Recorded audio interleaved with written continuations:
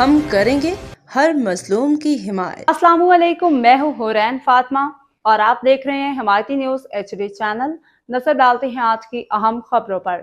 احمد دین حمایتی کی رپورٹ۔ روزنامہ حمایتی نیوز۔ چودھری عبدالحمید گجر کا DFA اور مشترکہ کمیٹی سے مکمل لا تعلقی کا اعلان۔ آئندہ آزادانہ طور پر ڈیری فارمرز کے حقوق کے لیے جدوجہد کریں گے۔ کراچی ڈیری فارمرز پروٹیکشن ایسوسی ایشن DFPA کے صدر چودھری عبدالحمید گجر نے روزنامہ حمایتی نیوز کا خصوصی انٹرویو دیتے ہوئے اعلان کیا ہے کہ وہ اور ان کی تنظیم اب ڈیری فارمرز ایسوسی ایشن DFA اور مشترکہ کمیٹی سے مکمل طور پہ لا تعلق ہیں اور آئندہ اپنی تنظیم کے پلیٹ فارم سے آزادانہ انداز میں ڈیری فارمرز کے مسائل اور حقوق کے لیے جدوجہد جاری رکھیں گے۔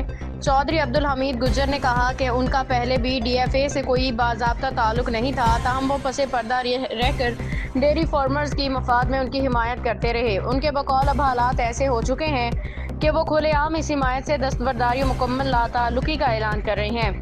انہوں نے کہا کہ مہنگائی میں مسلسل اضافے کے باوجود بعض نمائندے پورے سال دودھ کے نرخوں پہ بات نہ کرنے کی یقین دہانی کرا دیتے ہیں، جس سے ڈیری فارمرز کے مفادات متاثر ہوتے ہیں۔ ان کا کہنا تھا کہ اب ان کی اور ان کے اداروں کے راستے الگ ہیں۔ صدر DFPA نے کہا کہ ان کی اولین ترجیح ہمیشہ ڈیری فارمرز کے زخموں پہ مرہم رکھنا اور ان کے معاشی حقوق کا تحفظ رہی ہے۔